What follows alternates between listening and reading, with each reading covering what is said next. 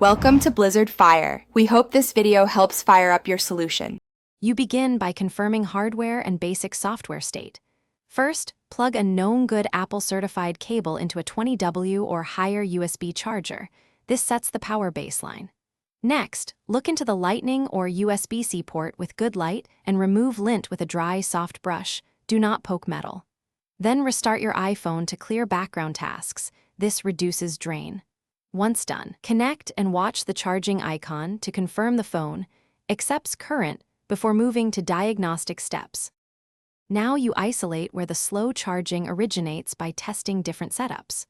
Try the cable and charger on a known good wall outlet, then via a computer USB port, and finally on a certified wireless charger.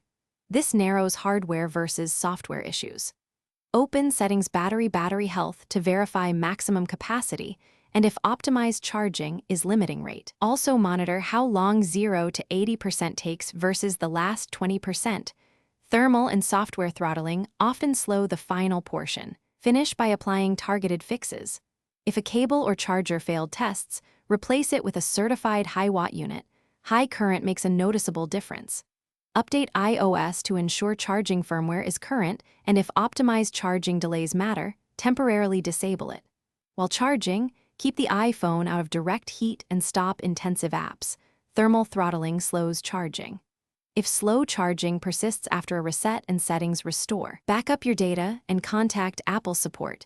Battery degradation or hardware faults often require professional replacement.